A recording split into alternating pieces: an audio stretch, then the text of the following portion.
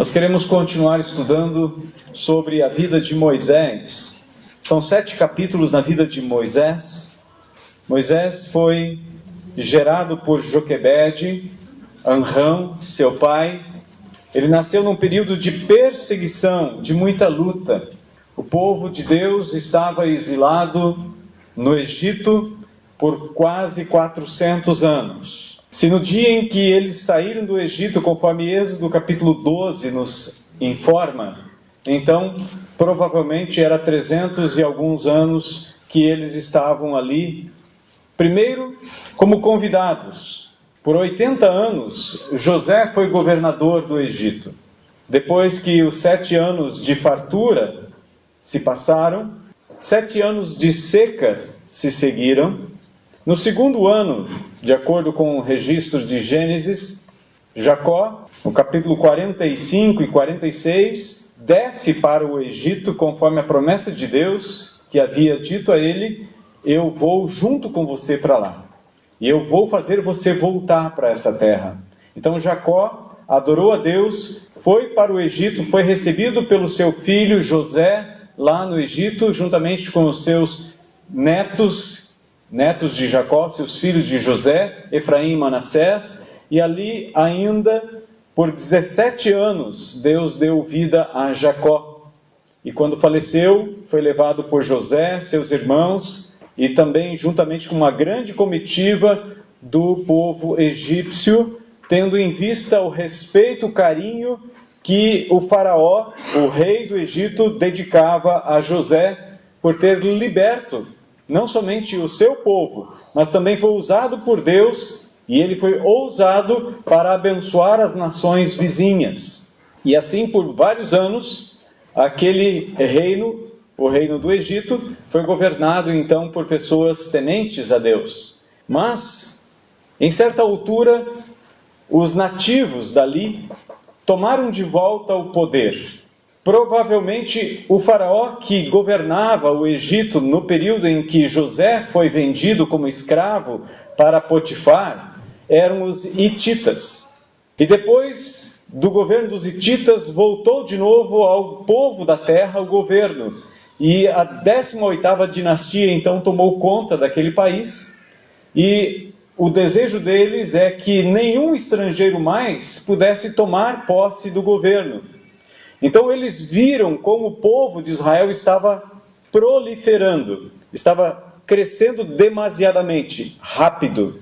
Então o faraó fez um decreto, mandando as parteiras afogar todos os meninos do sexo masculino no rio Nilo. E desta forma Moisés nasceu. Nesse período Moisés nasceu. Deus preservou a vida de Moisés através da ousadia de sua mãe Joquebede e também da ousadia de Miriam, que foi lá perguntar para a princesa: você quer que uma hebreia amamente esta criança? E então, pela primeira vez na vida ou na história, uma mãe ganha pago para amamentar o seu próprio filho.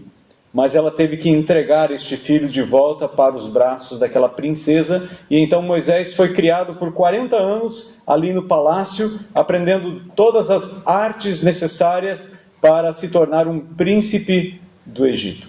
Deus queria libertar o seu povo. Moisés, com o passar do tempo, entendeu que ele poderia fazer alguma coisa. Então ele tentou agir por sua própria conta e risco. Ele matou um egípcio e por isso ele teve que fugir da terra do Egito e foi para o lado da Arábia, Midian, depois do Golfo de Acaba. E ali ele encontrou um homem temente a Deus e que, pelas histórias do Antigo Testamento, é bem provável que Midian tenha sido o filho de Abraão com Quetura. Lá em Gênesis capítulo 25 você tem o nome de Midian. E Jetro era sacerdote de Midian. Ele era temente a Deus. Ele confiava no Senhor. Ele tinha comunhão com Deus. E ali por 40 anos Moisés foi educado ou reeducado para crer em Elohim, em Deus. E no final de 40 anos ele tem uma visão de uma sarça queimando no Monte Horebe, também conhecido como Monte Sinai, na Arábia. E ali ele se aproximou e, tendo encontrado aquilo que 40 anos antes ele tinha o desejo de ver, agora Deus fala com ele e ele pergunta: como é que eu vou dizer quem é você para o povo de Israel? Qual é o teu nome? E então, nós cantamos há pouco a canção Jeová. Jeová.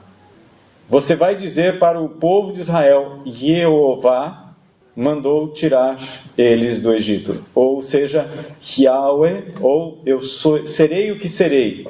A palavra Jeová vem do verbo hebraico hayá, que traduzido é ser. O verbo ser no imperfeito, ou seja, eu serei o que serei. 1 Coríntios capítulo 10, Paulo, se referindo a Jesus que passou com o povo pelo mar e depois no deserto, a água que saiu da rocha, Paulo diz que aquela rocha é Jesus, que os seguia. Ou seja, Jesus estava conduzindo através das mãos de Moisés o povo de Israel para fora do Egito. Ou seja, Jesus é o próprio Senhor, Jeová, que libertou o seu próprio povo e depois veio e recebeu um nome que está acima de todo nome, para que ao nome de Jesus se dobre todo o joelho no céu e na terra e toda língua confesse que Jesus Cristo é Jeová, para a glória de Deus Pai. Amém?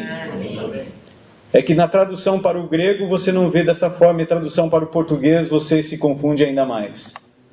Quando em 150 a.C., a Bíblia do Antigo Testamento foi traduzida para o grego, ela foi traduzida por 70 rabinos.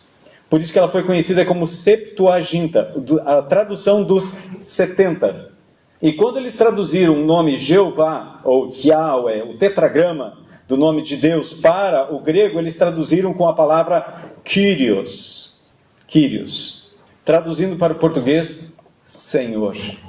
Por isso que quando você lê na Bíblia, toda vez que se refere à palavra Kyrios ou Yahweh no Antigo Testamento, a palavra está em maiúsculo. Toda a palavra está em maiúsculo. Amém? Este homem, Moisés, foi separado por Deus, capacitado por Deus para se tornar o libertador. Verso 27 do capítulo 11 nos serve de diretriz para a nossa meditação neste encontro. Hebreus capítulo 11, verso 27 nos diz: pela fé, ele deixou o Egito não temendo a ira do rei e perseverou como quem vê aquele que é invisível. Essa referência é citada como anterior à própria passagem pelo Mar Vermelho, ou a passagem pelo mar. É uma referência anterior à própria celebração da Páscoa. O que nós entendemos então deste texto, e que esse texto se refere, não é a saída do povo todo do Egito, mas é a fuga de Moisés quando ele tomou nas suas mãos a atitude de buscar libertação ao povo de Israel. E então o texto nos diz que Moisés perseverou. E o tema que nos serve para a meditação é perseverança. Perseverança ou teimosia? Será que tem semelhança ou tem diferença? Por que Deus se opõe aos teimosos, mas ele incentiva a perseverança? A irmã Jandira disse que orou e repreendeu aquela dor em nome do Senhor Jesus, mas ela não deixou rapidamente. Mas ela perseverou e alcançou vitória em nome do Senhor, estava aqui diante dos irmãos para que o nome de Jesus seja glorificado, conforme o Salmo 50:15, invoca-me no dia da angústia, eu te livrarei e tu me glorificarás. Deus sabe do coração de cada um que se coloca diante dele em súplica. Deus conhece. E Deus é tão bom que ele atende até mesmo aqueles que não são gratos. Quando Jesus estava andando pela terra, em Canaã, em Lucas capítulo 17, por exemplo, 10 leprosos se aproximam de Jesus e pedem misericórdia a Jesus. E Jesus diz para eles: vão, se apresentem ao sacerdote, que era considerado o médico daquela época, para que ele fosse restaurado à sua família, à sociedade, assim como nós falamos outro dia sobre a misericórdia do Senhor, quando ele curou aquele homem leproso que pediu a Jesus, quando Jesus desce do monte onde ele havia pregado o sermão do monte, Mateus capítulo 5, 6 e 7. Então no capítulo 8, aquele homem ao lado do monte pede: Senhor Jesus, se quiseres, podes me purificar? E Jesus disse: eu quero. E Jesus tocou nele. Aqueles homens foram, e enquanto eles iam, a Bíblia nos diz que eles foram curados. Mas apenas um deles voltou com gratidão em seu coração. Quantos leprosos voltaram para agradecer a Jesus? Nenhum, porque ele já foi curado. E os outros também. Todos foram curados, os 10 foram curados, mesmo aqueles 9 ingratos. E então Jesus chama a atenção: não houve ninguém que viesse aqui me agradecer ou louvar a Deus, senão esse estrangeiro, que era um samaritano. Então aquele homem curado reconheceu a ação de Deus e com o seu coração quebrantado e agradecido veio para louvar a Jesus. Deus é bom. Deus é misericordioso e Ele sempre vai agir dessa forma, porque é da natureza de Deus ser misericordioso. Então você pode se aproximar sempre em nome de Jesus, da presença dEle, em tempo de ser ouvido. Hebreus capítulo 4, versículo 14 a 16, nos diz que Jesus é um sumo sacerdote que tem compaixão de nós, porque Ele foi provado à nossa semelhança, tentado à nossa semelhança, e Ele não tinha pecado. Então, quando nós somos provados e temos tribulação, nós podemos chegar diante de Jesus e dizer: Senhor, me socorre, me ajuda, eu estou necessitado. E nós vimos isso aqui também no 3º capítulo na vida de Moisés, sobre tribulação. Mas vamos perseverar um pouquinho na mensagem. Na faculdade de medicina, um professor perguntou aos alunos qual seria o melhor conselho que daria uma mãe que descobriu que estava grávida do 5º bebê. E ele explicou: o primeiro nasceu cego, o segundo nasceu surdo, o terceiro morreu, o quarto contraiu tuberculose. A mãe está grávida do 5º filho. Alguns alunos responderam: nesse caso, aconselharia a praticar o aborto. E então, o professor continuou: muito bem, respondeu ele, vocês acabaram de matar o gênio da música, Ludwig von Beethoven. Ele nasceu numa família onde os 4 irmãos anteriores a ele haviam nascido um cego, um surdo, um morreu logo ao nascer e o outro contraiu tuberculose. Aquela mãe não desistiu, ela perseverou. Nós estamos dispostos a perseverar? É diferente de teimosia. Perseverança. Pela perseverança, os santos, todos aqueles que verdadeiramente nasceram de novo, serão guardados pelo poder de Deus e perseverarão como cristãos até o final da vida. E só aqueles que perseverarem até o fim realmente nasceram de novo. Essa é a dogmática de Wein-Gruden. Aqui nós vemos 2 princípios. Há uma garantia a ser dada àqueles que realmente nasceram de novo, pois lembra-lhes de que o poder de Deus irá conservá-los cristãos até a morte. Segundo, a perseverança é uma evidência de que a pessoa realmente nasceu de novo. A frase que deve estar nos nossos lábios não é uma vez salvo, sempre salvo. Mas a frase que deve estar nos nossos lábios é: uma vez salvo, permanece ou persevera até o fim. E nós precisamos entender que com o passar do tempo, as Escrituras vão se tornando mais claras para nós, e nós evitamos muitos erros que no passado foram cometidos, talvez até por boas intenções, mas por falta de conhecimento, por falta de entendimento da palavra do Senhor. Não se pode dar falsas garantias a pessoas que na verdade nunca foram crentes. Tem muita gente que se convence. Eles aprendem a falar como crente, frequentam os mesmos ambientes, mas nunca no seu interior houve uma transformação. O coração não foi mudado. Mas aqueles cujo coração é mudado, esses perseveram, eles não desistem, eles caem, mas se levantam. Não é quantas vezes nós caímos, mas quantas vezes nós nos levantamos e perseveramos até o fim. 1 Reis capítulo 11, versículo 6, nos fala de Salomão. E o texto nos dá uma notícia triste a respeito de Salomão. Diz assim: fez Salomão o que era mal perante o Senhor e não perseverou em seguir o Senhor como Davi, seu pai, fez. Precisamos perseverar em buscar o Senhor. Davi se tornou um homem poderoso. Davi se tornou um homem riquíssimo. Mas as riquezas não tinham Davi e nem o poder tinha Davi. O coração de Davi pertencia ao Senhor. Por isso que a Bíblia relata a respeito de Davi que ele é um homem segundo o coração de Deus. O nosso coração precisa estar em Deus. Salmo 62, versículo 10, nos diz que as riquezas não podem dominar o nosso coração. Com base nesse texto, alguns anos atrás, eu cheguei à seguinte conclusão: aquilo que você tem é seu ou te possui o que você tem? Quem possui quem? Se o nosso coração pertence a Deus, nada nesse mundo pode nos tirar o foco.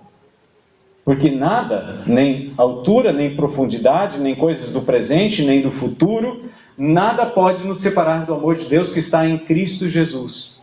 Nós não podemos nos afastar deste amor. Romanos 8, versículo 15 e 16, nos dá a verdadeira garantia. Ele diz: porque não recebestes o espírito de escravidão para viverdes outra vez atemorizados, mas recebestes o espírito de adoção, baseados no qual clamamos: Abba, Pai. Não é a igreja, não é uma doutrina que deve dar certeza de salvação às pessoas. Quem faz isso é o Espírito Santo. O próprio Espírito testifica com o nosso espírito que somos filhos de Deus. Não é uma doutrina escrita, um compêndio, um princípio ensinado que deve dar certeza de salvação para você. Mas é o Espírito Santo de Deus no seu coração que deve dar essa certeza. Então, o 5º capítulo sobre a vida de Moisés nos diz: precisamos ter consciência de que estamos numa jornada que só termina na Canaã celestial. Moisés libertou o povo do Egito para levá-los a Canaã terrestre. Mas Hebreus capítulo 4 nos diz que se Josué, que introduziu o povo na terra prometida, tivesse dado descanso em se referindo ao 7º dia, Davi não teria dito tempos depois que resta um descanso para o povo de Deus. Hoje, se ouvires a sua voz, não endureçais o vosso coração, como aconteceu com aquele povo que Moisés tirou do Egito. Hebreus 3,19 diz que eles foram incrédulos. O coração deles se moveu em incredulidade. Por isso eles não entraram na terra prometida. Hebreus 11:10 fala sobre o pai da fé.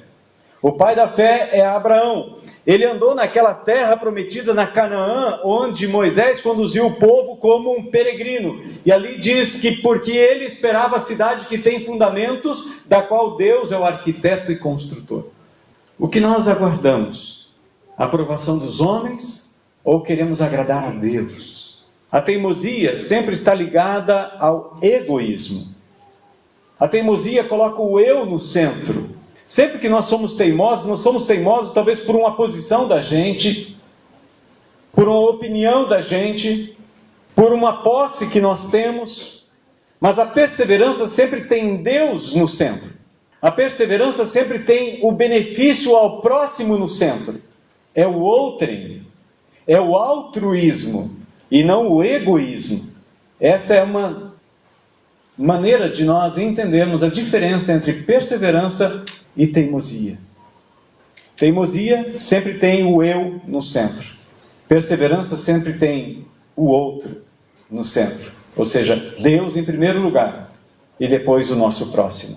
Seja a esposa, seja o marido, seja o filho, seja o pai, seja o irmão. seja o vizinho. E assim se cumpre os 2 mandamentos principais da Escritura: amar a Deus sobre todas as coisas e ao próximo como a si mesmo.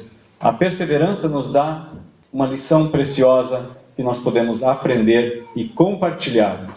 Paulo dizendo para os filipenses, Paulo está na cadeia, e na cadeia ele escreve uma carta que é conhecida como Carta da Alegria.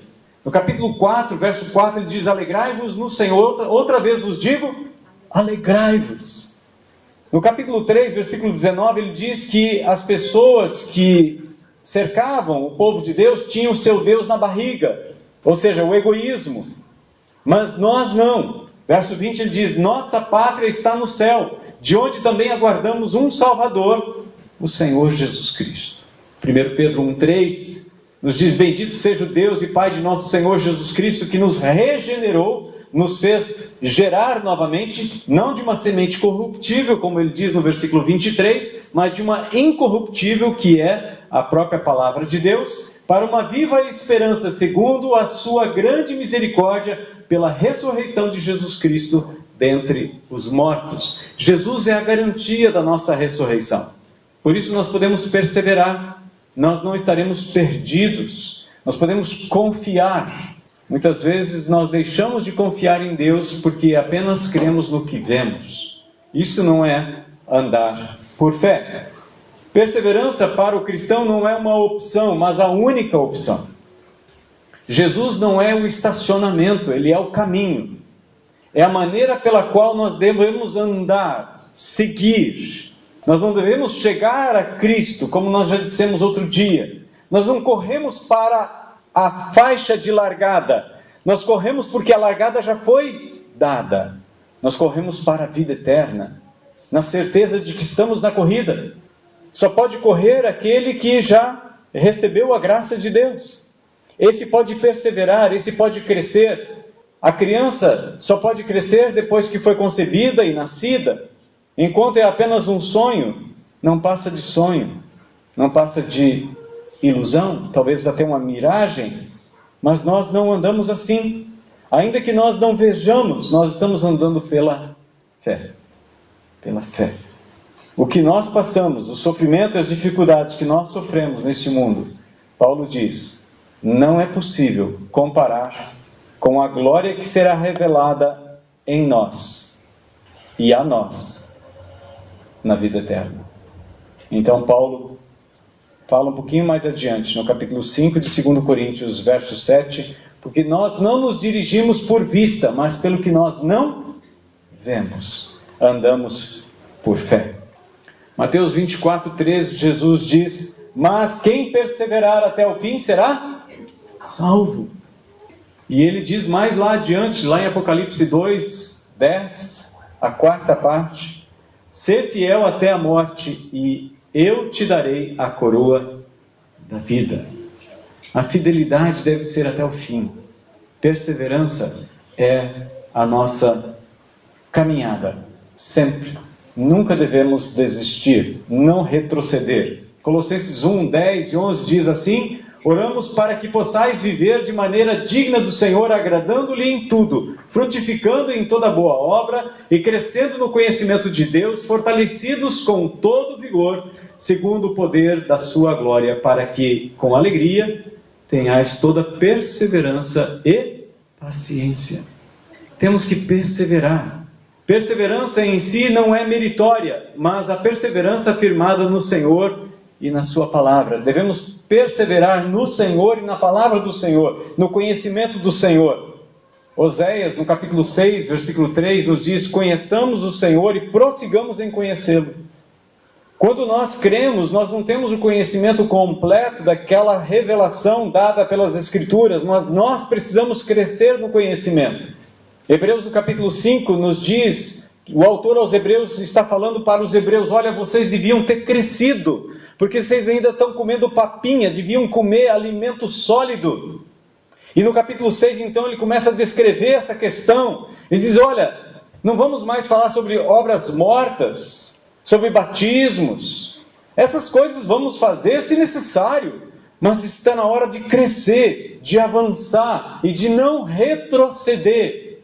No capítulo 10, ele fala, se retrocedemos, Deus não se compraz em nós. É um texto que logo adiante nós vamos ver. Apocalipse 22, 11 nos diz que existe perseverança para o mal também, ou teimosia. Quem é injusto continue na injustiça, quem é impuro continue na impureza. Quem é justo continue a praticar ou praticando a justiça, e quem é santo continue se santificando. Assim como existe perseverança, existe teimosia.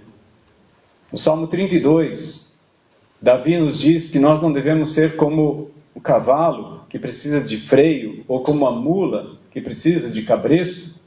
Devemos ser obedientes, submissos ao Senhor, como Jesus.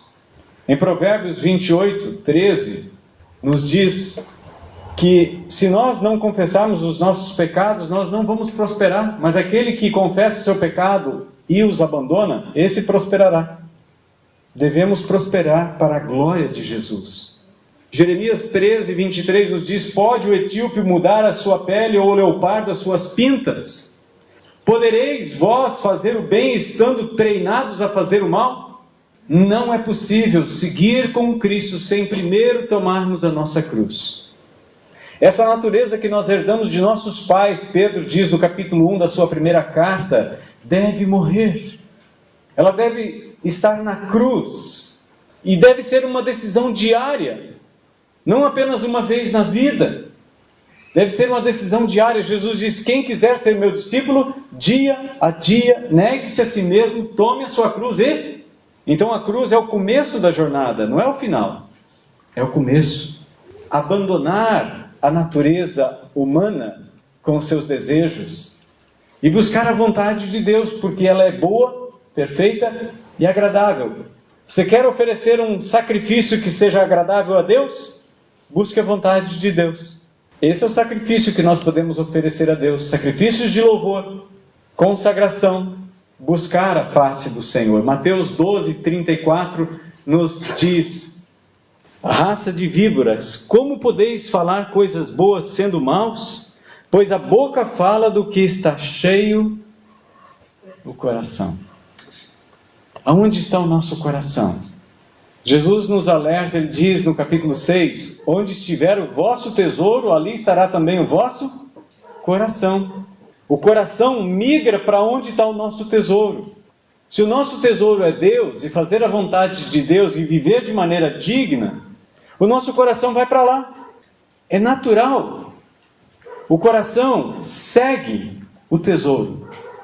Se Deus é o nosso tesouro, nosso coração vai para lá. Mas se esse mundo é o nosso tesouro, certamente o nosso coração estará lá. Quando o povo foi tirado do Egito, no capítulo 32 e capítulo 33, nós vemos o que estava acontecendo no coração daquele povo. Por quê? Porque Deus rejeitou a maioria deles. No capítulo 32, eles começam a fazer um bezerro de ouro. E se prostram diante desse bezerro de ouro, feito das suas argolas, dos seus brincos, dos seus pendentes, das tornozeleiras. E ali então, a Bíblia nos diz que eles se prostituíram. Deixaram de amar a Deus. Fé firme não é firmeza de propósito, mas sim é a fé naquele que é perfeito. Nós precisamos ter fé firme no Senhor. Não é sermos teimosos, mas firme no Senhor. Confiar no Senhor de todo o nosso coração. Perseverança é a solidificação da fé, não porque quem persevera é sólido, mas aquele em quem ele se refugia é a rocha eterna. Vou repetir. Perseverança é a solidificação da fé, não porque quem persevera é sólido, mas aquele em quem ele se refugia é a rocha eterna. Quanto mais nós perseveramos no Senhor, mais sólida é a nossa fé, mais firme é a nossa fé, mais segura é a nossa fé. Precisamos crescer na fé. A Bíblia fala que algumas pessoas são chamadas à atenção porque tinham fé pequena. Aliás, os próprios discípulos são chamados a atenção por sua pequenez de fé. Ao passo que, por outro lado, Jesus fala de uma mulher, grande é a sua fé. Jesus diz de um centurião, nem mesmo em Israel encontrei fé como essa, uma grande fé. Ou seja, é possível ter uma fé pequena e é possível ter uma fé grande. Por isso que a Bíblia diz que nós devemos perseverar na fé. É de fé em fé, é de glória em glória, como pelo Senhor, o Espírito. 2 Coríntios 3, verso 18. Abra sua Bíblia lá em Êxodo, capítulo 33, e com essa palavra eu gostaria de caminhar para o final de nossa reflexão. Êxodo, capítulo 33. Aquele povo que foi liberto pelas mãos de Moisés das garras da escravidão, da idolatria, foram conduzidos até o Monte Horebe para um encontro com o Senhor. E lá no capítulo 32, então, enquanto Moisés está falando com Deus, o povo cria um ídolo. E no capítulo 32, no final, ele diz: o meu anjo vai adiante de vocês. Capítulo 33, verso 1 a 3, ele diz: o Senhor disse a Moisés: sai deste lugar, tu e o povo que tiraste do Egito, e vai para a terra a respeito da qual jurei a Abraão, Isaque e Jacó, dizendo: eu te darei a tua descendência. Enviarei um anjo à tua frente, expulsarei os cananeus, os amorreus, os heteus, os perizeus, os heveus e os jebuseus. Vai para uma terra que dá leite e mel, mas não irei no meio de ti, para que eu não te destrua no caminho, porque és um povo muito obstinado. A palavra obstinado aqui é a mesma palavra para teimoso. É a mesma palavra hebraica para teimoso, aqui é traduzido como obstinado. Ou seja, aquele povo era um povo rebelde, teimoso. Deus dizia e eles preferiam o seu método, o seu jeito, do seu jeito. Olha agora no capítulo 33, verso 12. A partir do versículo 7, nos fala que Moisés fez uma tenda do encontro, e nessa tenda do encontro ele se encontrava com Deus diariamente para falar com Deus. E então Moisés ousa fazer um pedido a Deus. Verso 12. E Moisés disse ao Senhor: tu me dizes que eu faça subir este povo, mas não me mostras quem enviarás comigo. Disseste também: conheço-te por teu nome, e achaste favor aos meus olhos. Se achei favor aos teus olhos, rogo-te que agora me mostres os teus caminhos, para que eu te conheça, a fim de que continue a achar favor aos teus olhos, e considera que esta nação é teu povo. O Senhor respondeu-lhe: eu mesmo irei contigo e te darei descanso. Então Moisés lhe disse: se tu mesmo não fores conosco, não nos faças subir daqui. Moisés preferia ficar no deserto, mas na presença de Deus, do que estar numa terra que mana leite e mel, sem a presença de Deus. Quando nós temos um encontro real e verdadeiro com Jesus, esta é a nossa decisão. Nós deixamos a teimosia do nosso coração de lado e passamos a perseverar no Senhor, olhando firmes para aquele que é autor e consumador da nossa fé, que é Jesus. Como saber se achei favor aos teus olhos, eu e teu povo? Por acaso não é por andares conosco, para que sejamos separados, eu e o teu povo, de todos os povos da face da terra? Hoje nós vemos no mundo que nos cerca as pessoas questionando a fé dos evangélicos, por causa do caráter de muitos. Mas será que nós temos a perseverança e a ousadia de dizer como Moisés disse para o Senhor: Senhor, Se o Senhor não estiver comigo, então eu não vou sair daqui. Não me manda, eu vou ficar aqui. E como é que o povo lá fora vai ver a diferença entre nós e aqueles que não seguem o Senhor, se o Senhor não vai com a gente, se os teus feitos não nos acompanham? Então o Senhor disse a Moisés: farei também isto que pediste, pois achaste favor aos meus olhos e te conheço pelo nome. A Bíblia diz que Deus conhece cada um de nós pelo nome. E por causa do favor de Jesus, Ele nos acompanha. Jesus mesmo prometeu: eis que estou convosco todos os dias, até o fim. Ou nós cremos nessa promessa de Deus, de que Deus está conosco, ou nós vamos passar a viver como pessoas sem esperança. Outro espírito vai tomar conta do nosso coração. Jesus diz que quando um espírito maligno sai de uma pessoa, se afasta dela, e essa pessoa não se encher do Espírito Santo de Deus, aquele espírito volta, se encontra a casa vazia, ele leva outros 7 espíritos, então são 8 espíritos, e o último estado daquela pessoa é pior do que no início. Nós temos visto muitas pessoas que se aproximam do Evangelho, caminham um tempo com Cristo, mas abandonam. E ao abandonar o caminho do Senhor, se tornam piores do que eram antes. Muito piores. Agora Moisés nos dá um exemplo de ousadia. Moisés vai além, no versículo 18 ele diz: Moisés disse ainda: rogo-te que me mostres a tua glória. Nós temos essa ousadia e essa perseverança de querermos cada vez mais de Deus. Muitos de nós fomos educados a não querer nada de Deus. E se a gente pedir uma coisa a mais para Deus, isso pode gerar uma ideia de que nós somos egoístas. Deus não viu assim. Deus olhou para Moisés e viu que ele era um homem ousado, um homem perseverante. E olha o que ele diz no verso 19. E o Senhor lhe respondeu: farei passar toda a minha bondade diante de ti, e te proclamarei o meu nome, o Senhor. E terei misericórdia de quem eu quiser ter misericórdia, e me compadecerei de quem eu quiser me compadecer. Você é perseverante para buscar a face do Senhor? Você é perseverante para não sair da presença do Senhor enquanto Ele não te responder? Você é perseverante de buscar o Senhor em favor de alguém, de jejuar e clamar ao Senhor em favor de uma pessoa que está passando por lutas e dificuldades?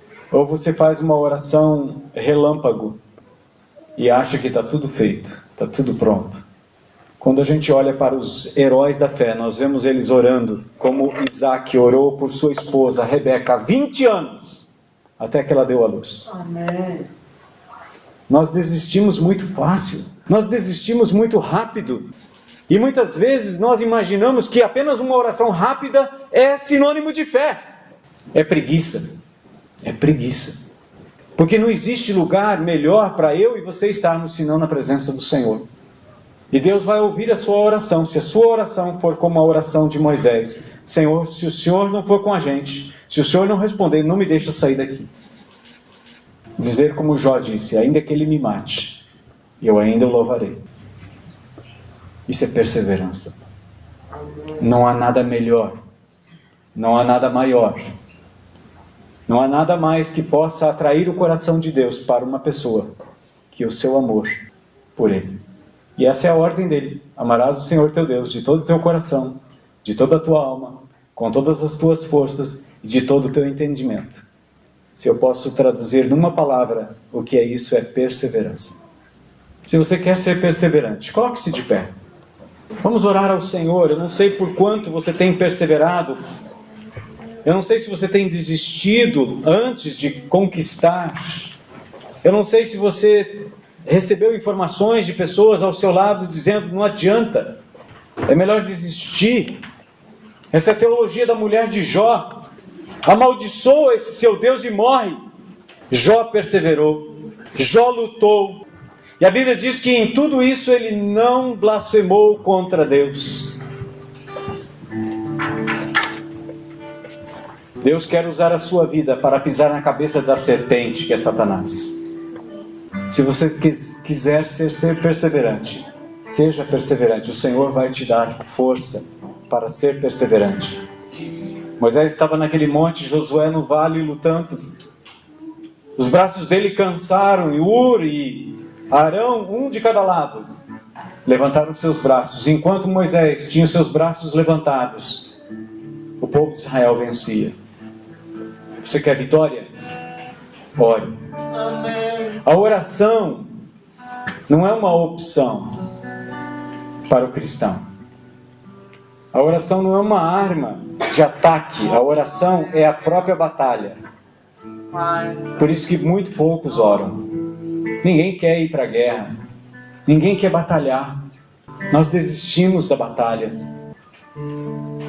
O povo foi para a batalha, e quando Gideão voltou, eles ainda quiseram falar grosso com Gideão. E Gideão disse: olha, o que é a casa de Manassés? É pouca coisa, vocês são muito mais fortes. Mas adiante Deus levantou um outro juiz chamado Jefté. Ele convocou Israel para a batalha e os não foram. Outra tribo não foi.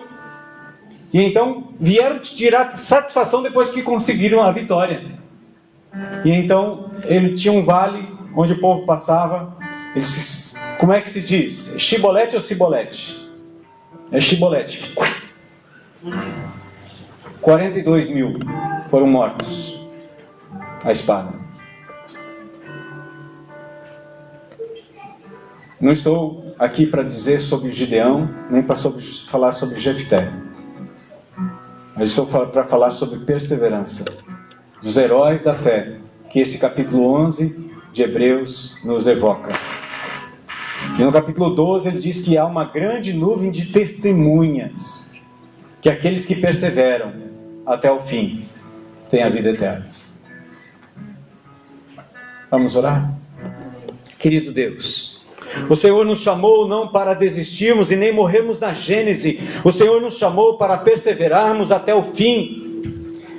Jesus nos alerta que muitos são chamados, mas poucos são escolhidos. Porque muita gente tem desistido no meio do caminho. Das 4 sementes que caíram, uma na beira do caminho, no meio das pedras, dos espinhos, somente a última semente que produziu a 100, a 60 e a 30. Mesmo aquela semente que produziu fruto, o fruto não amadureceu. Senhor, nós não queremos deixar que as preocupações desta vida, os cuidados desta vida, as riquezas desta vida, os deleites desta vida nos impeçam de produzir frutos. Nós não queremos, Senhor, permitir que o nosso coração seja endurecido, empedernido, e assim a semente do Senhor não venha lançar raízes profundas, que mesmo em tempo de estia, em tempo de sequidão, nossa folha não murche.